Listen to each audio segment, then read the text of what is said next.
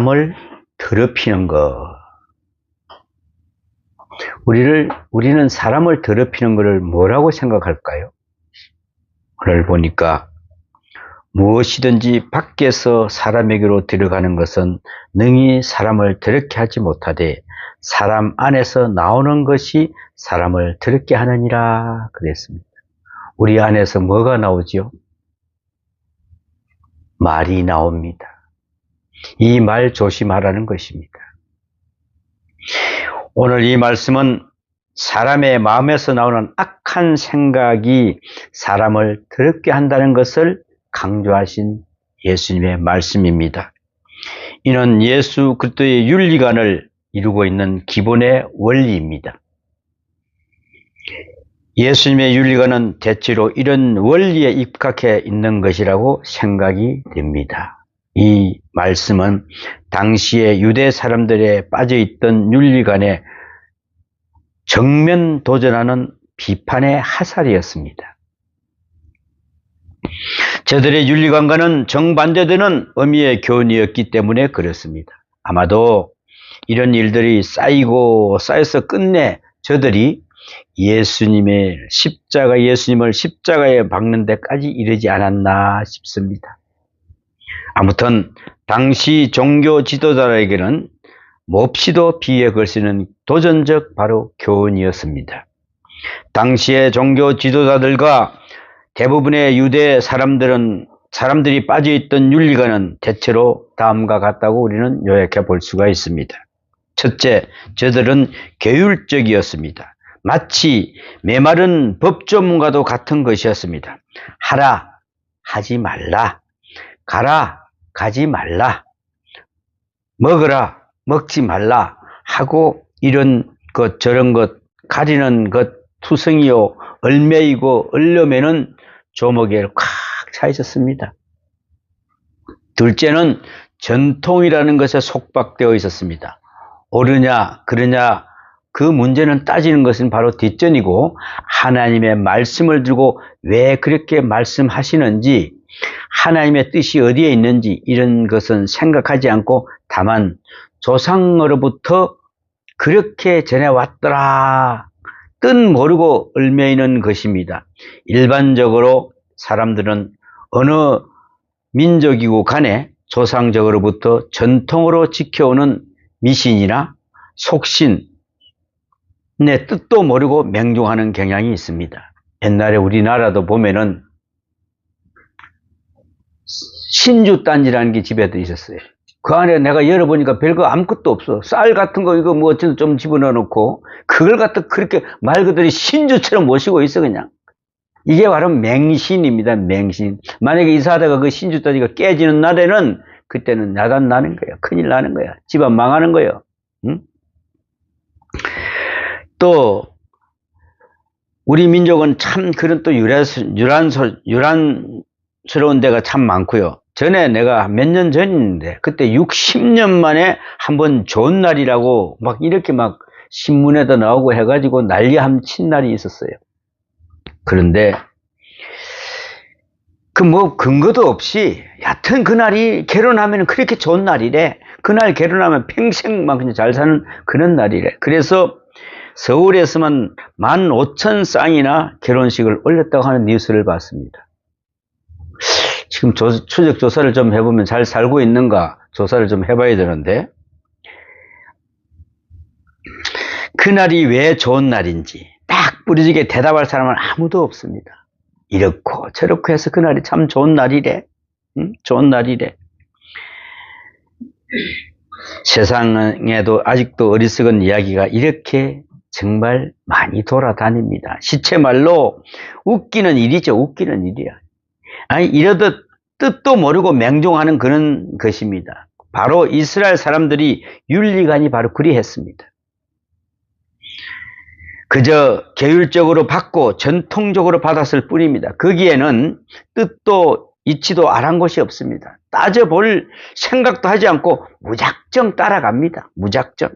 전승이 되는 것이요 전통적으로 지켜오는 것이라 는 이유로만 막 가지고 무조건 합니다. 우리 집안 전통은 이래. 우리 교회 전통은 이래. 이걸 따라가는 것이죠. 근데 보니까 뭐가요? 오히려 성경 말씀보다는 전통이 더 앞서고 있는 것을 볼 수가 있습니다. 참.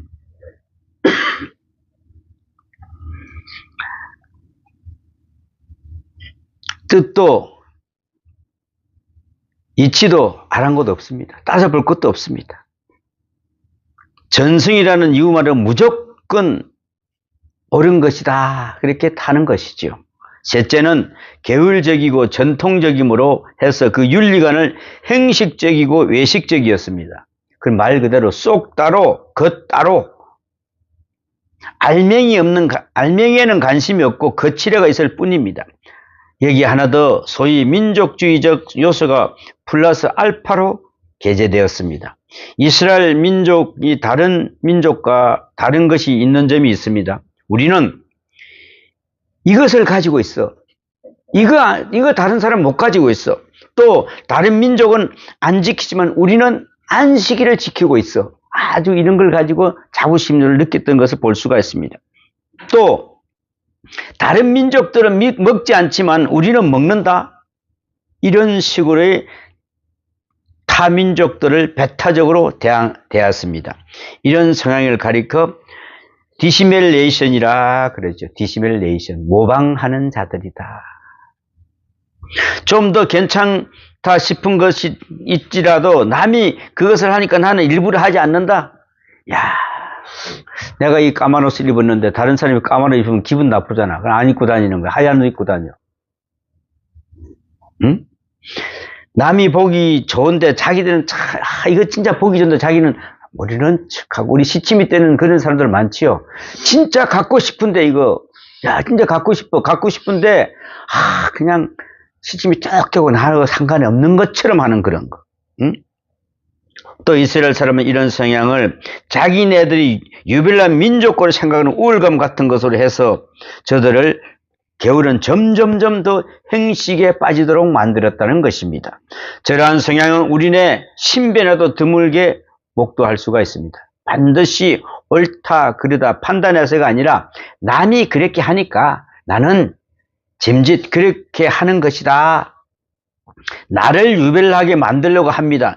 나를 높이려고 특권을 받았다 합니다. 개별화가 한다는 것이죠. 그러함으로 마침내 인격면에서 결핍이 온다는 것이지. 행식에 매이다 보니까 인격면에서 있어야 할 것이 결렬되어 있습니다. 자기의 주장을 할 수가 없다는 것이지. 남을 따라가야 되니까. 의식에 빠져들었으니까 내면성이 없습니다. 내면적으로 깊은 의미는 생각하지도 못합니다. 영적인 것에 대해서는 신령한 면에 대해서는 전혀 생각을 하지 못하게 된다는 것이죠. 하나님과의 만남, 내 영혼에 관한 것, 신령한 문제에 대해서는 관심조차 없어집니다. 뭐 할까요? 거칠에만 남았습니다. 습관적으로 그렇게 살아가고 있습니다. 속 사람은 어디 가고 허우대만 남아있다는 것입니다. 하나에서 열까지 외식뿐입니다. 단 한 번도 자신의 참모습을 돌아볼 줄 모르게 되었다는 것입니다. 껍데기만 공간을 차지하고 있을 뿐입니다. 얼굴 한번 붉힐 줄 모르는 채 비좋게 살아가고 있습니다. 이런 사람이 참 많은 세상입니다. 본문 말씀을 보면은 바리새인과 또 서기관 중에 예루살렘에 와서 예수께 모였다가 그의 제자 중 몇 사람의 부정한 손, 곧 씻지 않는 손으로 떡 먹는 것을 보고 저들은 유대의 다른 정결의 문제를 시비를 거는 것입니다.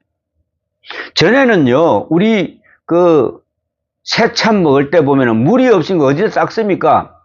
그냥 풀에다 쑥쑥쑥 닦고 그냥 그 시큼한 그냥 흙이 더덕덕 들어간 거기다 밥을 뚝 떼주면 그대로 아이고 맛있다고 먹었어요. 마가복음 7장 3절에서 5절에 보니까 바리새인들과 모든 유대인들은 장로들의 전통을 지켜 손을 잘 씻지 않고는 음식을 먹지 아니하며 또 시장에서 돌아와서도 물을 뿌리지 않고는 먹지 아니하며 그 외에도 여러 가지를 지켜 오는 것이 있으니 잔과 주발과 녹그릇을 씻었음이라. 이에 바리새인들과 서기관들이 예수께 묻되 어찌하여 당신의 제자들은 장로들의 전통을 준행하지 아니하고 부정한 손으로 떡을 먹나이까?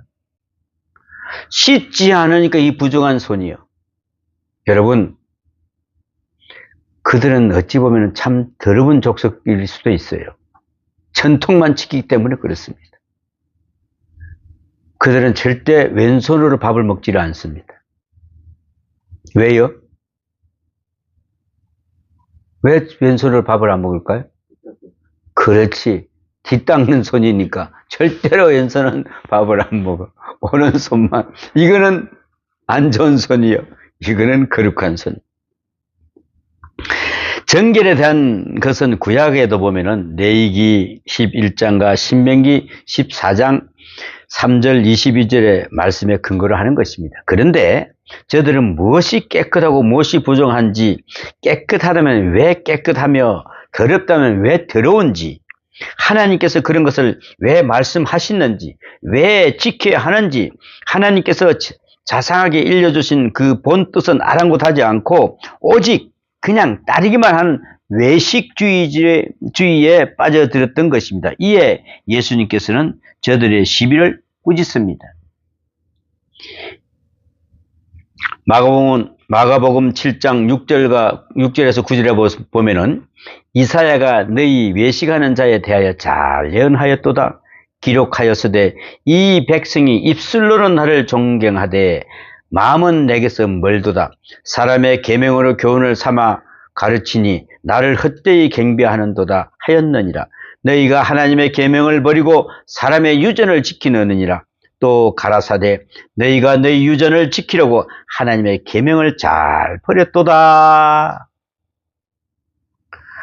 자기들 계명을 지키려고 하나님의 법을 잘 버렸도다.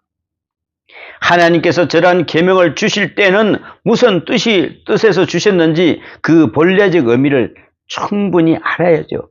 그런데 어찌하여 소위 하느냐 하십니다.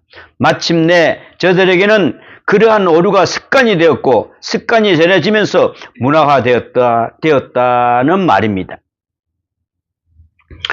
행식주의 하에서 지키는 것 자체에만 열중하게 되고 나는 지켰다 하고 교만하게 되고 또 남은 못 지켰다고 멸시하게 되고 나도 못 지켰다고 낙심하게 되고 이것이 얼마나 그랬던 것이냐는 것입니다.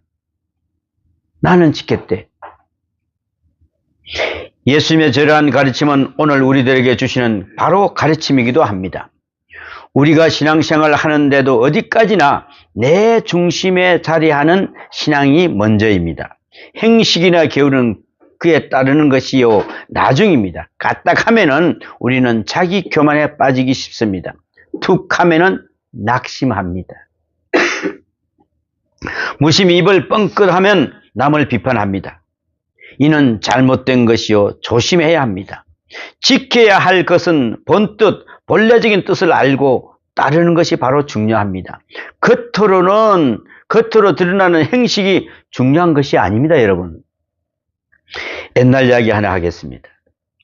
외경 마카베오서에 보면은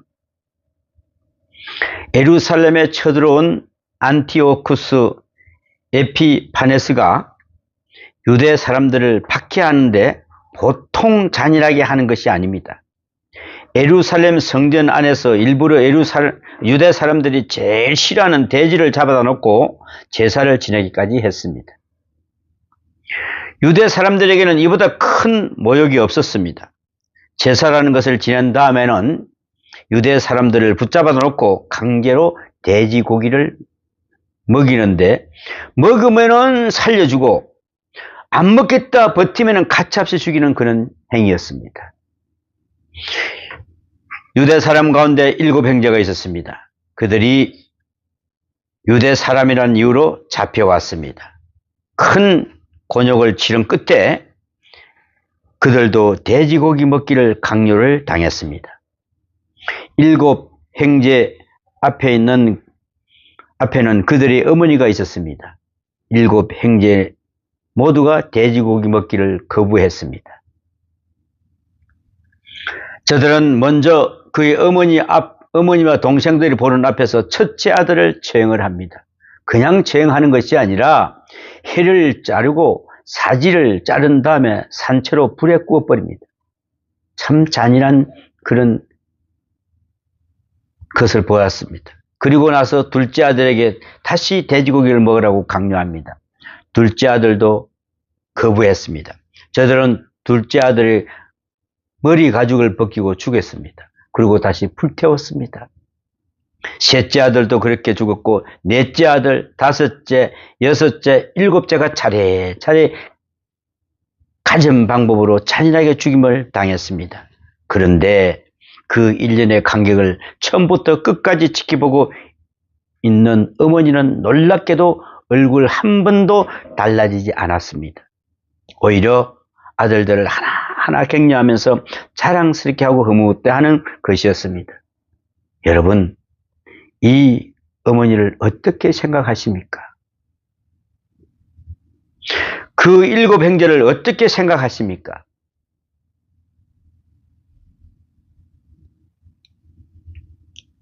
유대의 유명한 랍비 아키바는 감옥에 갇혔습니다. 그래서 감옥에서는 마음대로 손을 씻을 수가 없습니다. 뭐라고 이야기합니까? 나는 감옥에서 손을 씻지 못하고 음식을 먹기보다는 차라리 굶기를 바란다고 했습니다. 잘한 일입니까? 잘못한 일입니까, 여러분? 손을 씻고 먹으라는 율법이 있는 것은 왜 있을까요? 우선 위생을 위해서입니다. 거기는 왜 손이 더 들으면 모래바람이다 보니까 늘 손에 바람이 불다 보니까 손이 늘 모래와 같이 있습니다. 그래서 손을 안 씻으면 어떻게 될까요? 그 모래를 잘못하면 어그거 씹을 수가 있다는 것이죠. 그래서 늘 손을 씻으려 했던 것입니다. 그런데 이것을 율법적으로, 계율적으로, 전성적으로 받아들이고 나머지 손을 씻지 않고 먹을 바에 차라리 굶어 죽겠다 하는 것이니 얼마나 답답한 행식주의에 있습니까? 여러분, 혹시 여러분 가정에서도 이런 행식주의가 있지는 않습니까? 이걸 버려야 됩니다. 마카베오 시대에 뒤이어온 예수님 당시에도 유대 사람들은 먹을 것과 안 먹을 것을 엄격히 가렸습니다. 돼지고기는 물론이고 쥐고기, 뱀고기, 토끼고기, 낙타고기, 목졸라 죽인 짐승의 고기, 피, 낙지, 오징어, 문어 같은 것은 다 못 먹을 것으로 취급되었습니다.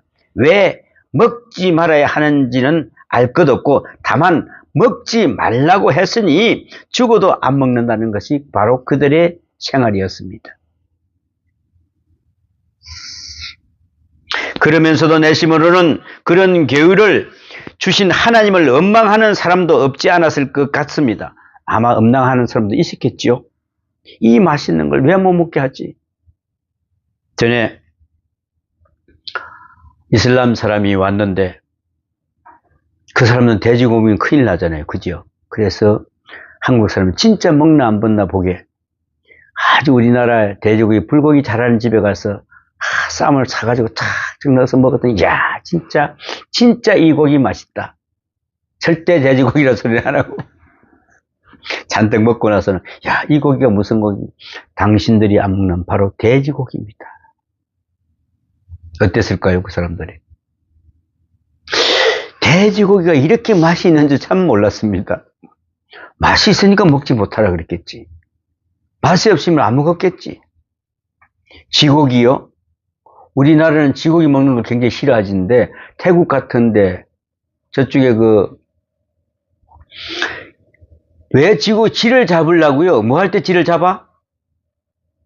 저번에 유튜브도 나왔더만요.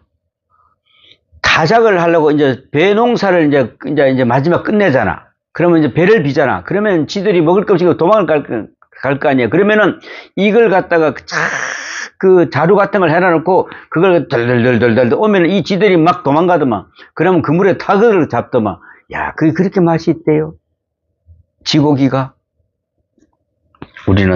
나는 잘 안 먹으면서 모르겠는데 맛이 있답니다. 왜? 그놈들이 맨날 저거 먹었을 거 아니야. 거기 나락, 이런 거 좋은 거는 다 먹었을 거 아니냐고. 지들이요, 썩은 거 절대 안 먹어요. 그러면서 내심으로는 그런 겨울을 주신 하나님을 원망하는 사람도 있었을 겁니다. 사도행전 10장 9절과 15절에 보면 이런 말씀이 있습니다. 베드로가 유대인이죠. 안 먹지요. 그런데 이튿날 그들이 길을 가다가 그 성에 가까이 갔을 그때에 베드로가 기도하려고 지붕에 올라가니 그 시각은 제6시더라. 그가 시장하여 먹고자 하며 사람들이 준비할 때에 항우란 중에 하늘이 열리며 한 그릇이 내려오는 것을 보니 큰 보자기 같고 네 길을 메어 땅에 들이웠더라. 그 안에는 땅에 있는 각종 네 발 가진 짐승과 기는 것과 공중에 나는 것들이 있더라. 또 소리가 있으되 베드로야 일어나 잡아먹으라 하거늘 베드로가 이르되 주여 그럴 수 없나이다. 속되고 깨끗하지 아니하는 것을 내가 결코 먹지 아니하나이다 한데 또 두 번째 소리가 있으되 하나님께서 깨끗하게 하신 것을 내가 속되다 하지 말라 하더라 그랬습니다. 하나님께서 속되다고 하는 것을 깨끗하게 하는 것을 더럽다 하지 말라는 것입니다.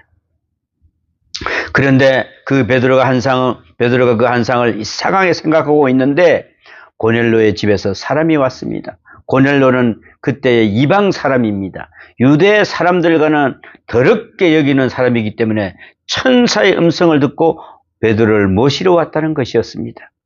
그제야 베드로는 깨달습니다. 맞아. 먹으라고 했지. 그래서 이방인을 따라서 떠납니다. 규례를 어기고 이방 사람의 집에 들어갔습니다. 당시에 유대 사람으로서는 말도 안 되는 일이었습니다. 여러분, 그때는 말 그대로 돌팔매질로 당할 수도 있습니다. 이방 사람의 집에 들어갔고 그 집에 유숙하고 함께 식사를 하고 유대 사람으로서는 전혀 해서는 안 되는 일을 했습니다. 그러나 베드로는 하늘로부터 들은 음성이 있기 때문에 그 같은 규례를 어길 수가 있었던 것입니다. 이 일이 마침내 이방으로 향하는 선교적 사역을 출발하게 됩니다. 참으로 중요한 이야기가 아닙니까? 오늘 본문으로 다시 돌아가 보겠습니다. 속, 인사이드, 더러운 것과 겉, 아웃사이드, 더러운 것과 속의 것과 어느 것이 더 중요할까요? 물론 속이 중요하다고 예수님께서는 말씀하셨습니다. 여러분, 속은 변변치 못하면서 옷 칠해에 너무 신경을 쓰지 마십시오. 하루하루 주름살도 자꾸 늘어가고 있는데 대충대충 입고 살면 됩니다. 그죠? 대충 입고 살면 되지. 어저께 교회 모임에 가서 어떤 목사님이 여기 양쪽에 이 주름이 너무 많아서 이걸 좀 펴려고 갔답니다. 갔더니 양쪽을 펴는데 뭐 넣어주는데 70만 원을 달라 그래서 그냥 돌아왔다고 그랬습니다. 그래서 제가 그런 이야기를 했습니다. 세수만 잘해도 그거 없어진다. 어떻게? 끄집어 내리지 말고 끄집어 올려라고 그랬어요. 이렇게 세수하고 이렇게. 그래서 한바탕 웃고 맞습니다. 우리는 관심을 안으로 돌려야 합니다. 내용 있고 내실적인 것이 바로 치우쳐야 한다는 것입니다. 얼굴만 젊다고 몸도 젊었다냐라고 비난인 것도 소리도 들어보았을 것입니다. 얼굴만 자꾸 마사지 한다고 몸이 젊어지는 것도 아니라는 것이죠. 소리도 들어보십시오. 얼굴만 자꾸 한다고 되는 것이 아닙니다. 그런 일에 너무 시간을 버리지 마십시오. 그랬습니다. 시간을 속을 깨끗이 하는 데 쓰라 그랬습니다. 속을 깨끗이 하는 데 쓰라. 그릇을 보더라도 그렇지 않습니까? 그릇이 겉과 속이 어느 쪽이 더 중요합니까? 속이 중요하지요. 속이 깨끗해야 합니다. 겉이야 좀 더러우면 어떻습니까? 내용은 속에 있다는 것입니다. 더러운 것으로 입으로 들어가는 것이 아니라 입에서 쏟아져 나오는 것입니다. 더러운 것은 인격이요 마음입니다, 여러분. 그것이 바로 사람을 더럽게 합니다. 우리가요, 정말 말하는 거 한번 보십시오. 어떤 사람은 요즘에는, 참, 가끔 가다가 젊은이들이 말하는 소리 들어보면 욕으로 시작해서 욕으로 끝납니다. 어저께는 또 지하철을 타니까 그 아주머니는 자기는 뭐라고요? 지하철에서 뭐 잡는 사람? 자리 맡는 사람이래요. 누구 딱 타면 탁 뭐 갖다 놓고 지하철에 탈 때, 아니 지하철에 자기 자리가 어디 있습니까? 그걸 자랑하고 있어요. 그 사람 인격이 어떻게 되겠습니까, 여러분? 그리고 흑백 논리에 빠지지 마십시오. 갔다 안 갔다, 먹었다 안 먹었다 하는 것이 대수가 아닙니다. 마음이 중요합니다. 마음이. 응? 그러므로 흑백 논리를 볼 것이 아닙니다. 먹었다고 죄이고 안 먹었다고 죄 아니라고 생각할 것이 아니라는 것이죠. 만약에 안식일을 그렇게 지켜야 한다고 합니다. 어떻게 하는 것이 안식을 지키는 것입니까, 여러분? 어떻게 해야? 가만히 앉아 있어야 합니까? 양이 구덩이에 빠져 있는데도 안식 이름으로 건져주지 말아야 합니까? 사람이 죽어가는데도 안식일이라고 병원에 데려가지 말아야 합니까? 그래 놓고 나는 안식일이 거룩하게 지켰다고 할 수 있습니까? 안식일 때문에 내가 지금 급한 맹장이 걸렸는데 내가 안식일에서 갈 수가 없어. 이게 안식일 지키는 겁니까, 여러분? 그래 놓고 내가 안식일을 거룩하게 지켰다고 할 수 있습니까? 어떤 사람이 성수주의를 한다고 가게 문을 닫아버리고 놀러 갔답니다. 이 사람 잘 하신 분이죠, 그죠? 주일날은 놀아야 되니까. 교회 왔다고 해서 꼭 성수주의를 하는 것도 아닙니다. 누굴 만나러 왔다면은 그거는 그냥 교회 누구 만나러 온 것이죠. 그러므로 나왔느냐 안 나왔냐 하고 흑백 논리를 따질 것이 아닙니다. 예수님께서는 참으로 여유가 있으시지 않습니까? 자유주의적이라고도 하겠습니다. 까다롭게 행식을 고집하지 않았었던 것입니다, 여러분. 그래서 우리는 매일 주일이 되면 됩니다. 매일 성탄절이고 매일 부활절이 되면 됩니다. 근데 우리는 이걸 따질 게 뭐가 있습니까? 더럽다는 것과 더럽힌다는 것은 다릅니다. 예수님의 말씀을 한번 보십시오. 너희도 이렇게 깨달음이 없느냐? 무엇이든지 밖에서 들어가는 것이 능히 사람을 더럽게 하지 못함을 알지 못하느냐? 이는 마음에 들어가지 아니하고 배에 들어가 뒤로 나갑니다. 우리가 먹는 것은 입으로 먹었는데 그거는 뒤로 빠져버립니다. 그러니까 마음을 더럽게 하지는 않는답니다. 사람은 참으로 더럽게 하는 것은 입에서 나오는 말이라 하십니다. 더러운 마음을 가진 사람이 입을 열면은 더러운 말이 나오고 이것을 사람은 더럽다는 말씀입니다. 오늘 본문에 들어보니까 입으로 들어가는 술은 괜찮고 입에서 나오는 것이니까 더럽다고 희한하게 해석하는 그런 교파도 있습니다.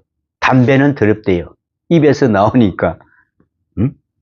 아무튼 입에서 나오는 것은 마음에서 나온다는 말입니다. 나쁜 생각, 나쁜 마음은 자신도 더럽히고 남도 더럽힙니다. 내 속에 나쁜 것이 남에게 간염이 된다는 것이죠. 음란한 사람과 자꾸 만나면 내가 음란해집니다. 욕심 많은 사람과 어울리다 보면 나도 욕심이 많아집니다. 잘못된 사람과 어울리다 보면 나도 모르는 새에 나도 잘못되고 있다는 것입니다. 나의 쓸데없는 한마디가 많은 사람의 신앙을 항폐할 수가 있다는 것입니다. 입조심해야 합니다, 여러분. 착한 사람, 신실한 사람, 어려운 사람, 은혜로운 사람의 입을 열면은 찬송이 나오고 다른 사람을 기쁘게 만들고 은혜롭게 합니다. 근심, 걱정 가득한 사람이 입을 열면은 남까지 어두워지게 된다는 것입니다, 여러분.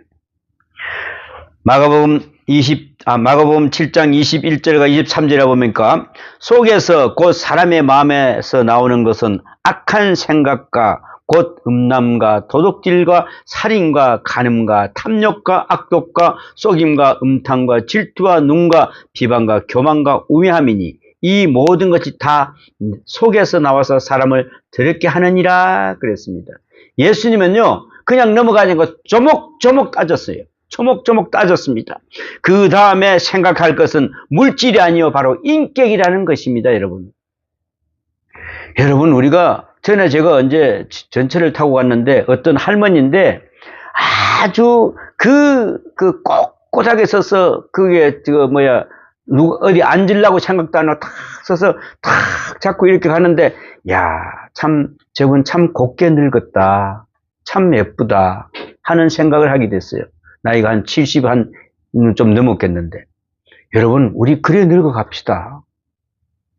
왜 추하게 늙을날 그래요? 남들이 볼 때, 야, 저분 참 인상 너무 좋다, 이런 마음을 살아야죠. 오늘 본문에 중요한 것은 세 가지 원리를 생각해 보면은, 첫째, 음식은 영혼과 상관이 없습니다. 음식 깨끗하게 먹는다고 해서 영혼까지 깨끗해지는 것은 아니다 그랬습니다. 손발 깨끗이 씻는다고 해서 마음도 씻어지는 것이 아닙니다. 우리 손발 씻으면서 마음을 씻습니까, 안 씻습니까? 우리는 이게 바로 회개해야 됩니다. 깨끗하게 씻어야 됩니다. 어느 전도사님이 교회학교 학생들을 가르치는데, 가르치는데 여러 가지 재료를 뒤지고 책도 많이 보았답니다. 어떤 동화에 이런 것이 있었답니다. 야, 그 동화책을 보고 어린아이가 거짓말을 해놓고 마음이 너무 괴로웠습니다. 마음을 깨끗하게 닦아야 하겠는데 닦아낼 수가 없었어요. 그 아이가 생각 끝에 피눈물을 만들어서 마셨다는 이야기입니다. 얼마나 자기는 닦고 싶었겠어요. 얼마나 회개하고 싶었겠어요. 그래, 피눈물이 이거 시큼한 거 때가 빠지니까 이걸 내가 먹으면 깨끗이 해지지 않을까? 그런데 피눈물을 마신다고 깨끗하게 씻어지는 것입니까? 네. 음식과 영혼은 관계가 없는 것입니다. 우리는 영혼에 관심을 두어야 합니다. 둘째, 모든 음식은 정결합니다. 음식이란 믿음으로 먹으면 다 좋은 것입니다. 감사함으로 먹으면 다 좋은 것입니다. 하나님께서 주신 것입니다. 언제나 감사함으로 먹어야 한다는 것입니다. 그러면 바로 유익합니다. 또 이렇게 이야기하니까, 아니, 음식은 무조건 더럽지 않은 것, 아니, 독약이라도 먹어야 됩니까? 또 이렇게 이야기할 수가 있습니다만, 왜 그런 생각을, 또 악한 생각을 합니까? 하나님, 우리가 입으로 먹고, 그게 이상 없을 때 먹어야 되는 것이죠. 근데 그걸 갖다가 그냥 마약 먹은다고 마약 먹으면 되겠습니까? 그것은 내 정신을 혼미하게 하는 것들입니다. 셋째는 마음입니다. 언제나 내적인 것, 정신적인 것, 영적인 것에 관심을 두어야 한다는 것입니다. 항상 마음을 깨끗이 하고 더럽히지 않도록 각성하고 조심해야 합니다. 정결한 마음에서 정결한 행위가 나오고 정결한 분위기가 풍겨져 나온다는 것입니다. 마음이 깨끗하고 여유가 있으면 모든 게 깨끗하게 나옵니다. 내 마음이 은혜롭고 기쁘면 자연히 옷도 정결하게 입게 됩니다. 내가 그냥 정신이 없는데 거기에서 무슨 옷을 깨끗이 입고 나가겠습니까? 어저께도 전철을 탔는데 어떤 할아버지가 그냥 작대기까지 놓고 슬리퍼까지 신고 이렇게 정신이 왔다 갔다 하는 이 모습을 보면서, 그래, 마음이 깨끗하지 않으면 저렇게 될 뿐이 없겠구나. 생활 분위기도 깨끗하게 만듭니다. 그렇지 않아서 내 마음이 은혜스러우면 자연히 옷도 정결하게 입고 생활 분위기도 그렇고 분위기를 깨끗하게 해야 그 마음에 깨끗해진다고 생각하지 마십시오. 분위기가 아니라 바로 마음입니다. 옷을 깨끗하게 입어야 마음이 깨끗해진다고 착각하지 마십시오. 깨끗한 곳에 처한다고 또 심령이 깨끗해지는 것도 아닙니다. 중요한 것은 언제나 속입니다. 속에서 나오는 것이 중요합니다.